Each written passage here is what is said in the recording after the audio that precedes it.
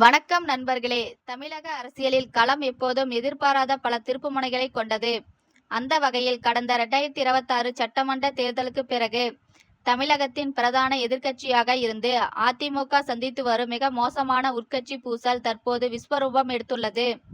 August 3, 2026 அன்று திண்டுக்கல்லில் நடைபெற்ற ஒரு முக்கிய பத்திரிகையாளர் சந்திப்பு ஒட்டுமொத்த தமிழக அரசியலிலும் பெரும் அதிர்வலைகளை ஏற்படுத்தியுள்ளது. அதிமுகவின் முக்கிய தூண்களாக எடப்பாடி பழனிசாமியின் வலதுகரங்களாக பார்க்கப்பட்ட S P. Velumani, C V. Shanmugam, Natham R. Viswanathan மற்றும் கே.பி. அன்பழகன் ஆகியோர் இணைந்து இபிஎஸ்க்கு எதிராக பகிரங்கமாக போர்க்கொடி தூக்கியுள்ளனர். இந்த காணொளியில் இந்த அதிருப்திக்கான காரணம் என்ன? சசிகலா மற்றும் டிடிவி தினகரனை மீண்டும் கட்சியில் சேர்க்க வேண்டும் என்ற கோரிக்கை ஏன் இப்பொழுது வலுப்பெற்றுள்ளது? மற்றும் இது அதிமுகவின் எதிர்காலத்தை எப்படி பாதிக்கப் போகிறது என்பதை மிக விரிவாக ஆழமாக அலசப் போகிறோம். பின்னணியும் தேர்தல் தோல்வியும் இந்த விவகாரத்தின் ஆழத்தை புரிந்து கொள்ள நாம் சற்று பின்னோக்கி செல்ல வேண்டும்.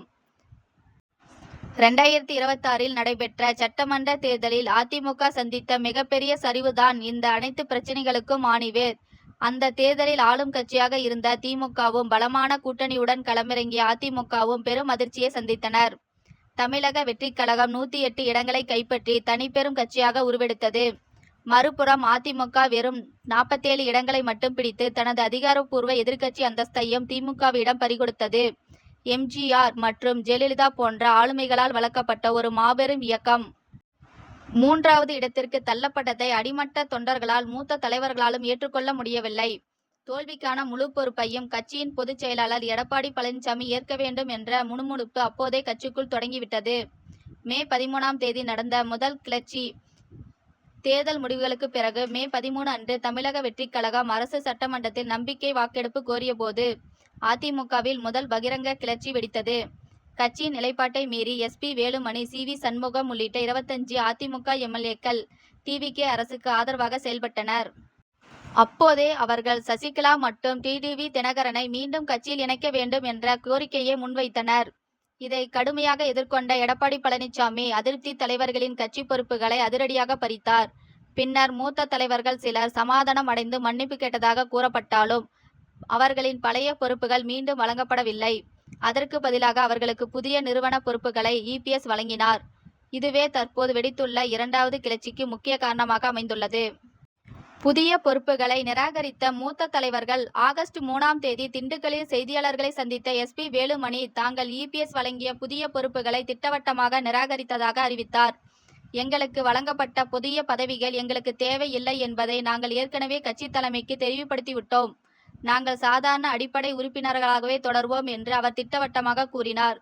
சுமார் ஒரு மாதத்திற்கு முன்பே 10 மூத்த தலைவர்கள் இணைந்து புதிய பொறுப்புகளை ஏற்க மறுத்து கட்சி தலைமைக்கு கடிதம் எழுதியதாகவும் அவர் சுட்டிக்காட்டினார். தங்களின் பழைய பொறுப்புகளை திரும்ப வழங்கினால் மட்டுமே எந்த ஒரு புதிய முடிவையும் ஏற்போம் என்று அவர்கள் தலைமைக்கு இறுதி எச்சரிக்கை விடுத்துள்ளனர். சசிகலா மற்றும் டிடிவி தினகரன் வருகைக்கான அழுத்தம் இந்த செய்தியாளர் சந்திப்பின் மிக முக்கியமான அம்சம். வி.கே. சசிகலா மற்றும் டிடிவி தினகரன் ஆகியோரை மீண்டும் கட்சியில் இணைக்க வேண்டும் என்று எழுந்துள்ள ஒட்டுமொத்த குரல்தான். கட்சியை வலுப்படுத்த வேண்டும் என்றால் சசிகலா, டிடிவி தினகரன் மற்றும் கட்சியிலிருந்து விலகி அல்லது நீக்கப்பட்ட அனைவரையும் மீண்டும் ஒன்றிணைக்க வேண்டும் என்று எஸ்.பி. வேலுமணி வெளிப்படையாக தெரிவித்தார். கொங்கு மண்டலத்தில் அதிமுகவின் அசைக்க முடியா சக்தியாக விளங்கும் வேலுமணியும் வட தமிழகத்தில் பெரும் செல்வாக்கு கொண்ட சி.வி. சண்முகம் ஒரே நேரத்தில் இந்த கோரிக்கையை முன்வைப்பது எடப்பாடி பழனிசாமிக்கு மிகப்பெரிய நெருக்கடியை ஏற்படுத்தியுள்ளது. கட்சியை ஒன்றை தலைமையாக தன் கட்டுப்பாட்டில் கொண்டு வர இபிஎஸ் எடுத்த அனைத்து முயற்சிகளும் தற்போது இந்த மூத்த தலைவர்களின் எதிர்பார்ப்பால் ஆட்டம் கண்டுள்ளனர். ஓ. பன்னீர்செல்வம், சசிகலா, தினகரன் என பலரையும் வெளியேற்றிவிட்டு தேர்தலை சந்தித்ததால் தான் கட்சி படுதோல்வி சந்தித்தது என்ற எண்ணம் தற்போது மூத்த தலைவர்கள் மத்தியில் ஆழமாக வேரூன்றியுள்ளது. நத்தம் விஸ்வநாதனின் கடுமையான விமர்சனம். இந்த கூட்டத்தில் முன்னாள் அமைச்சர் நத்தம் ஆர். விஸ்வநாதன் எழுப்பிய கேள்விகள் எடப்பாடி பழனிசாமியின் தலைமை பண்பை நேரடியாக குறிவைப்பதாக அமைந்தனர். முன்னாள் முதலமைச்சர் ஜெயலலிதா மறைவு போது அதிமுக வசம் 134 எம்.எல்.ஏக்களும் 50க்கும் மேற்பட்ட நாடாளுமன்ற உறுப்பினர்களும் இருந்தனர். ஆனால் இன்று கட்சி 3வது இடத்திற்கு தள்ளப்பட்டுள்ளது. எடப்பாடி பழனிசாமி பொறுப்பேற்ற பிறகு கட்சி வளர்ந்திருக்கிறதா அல்லது பலவீனம் அடைந்திருக்கிறதா என்பதை அவர்தான் சிந்தித்து பார்க்க வேண்டும் என்று மிக கடுமையாக விமர்சித்தார்.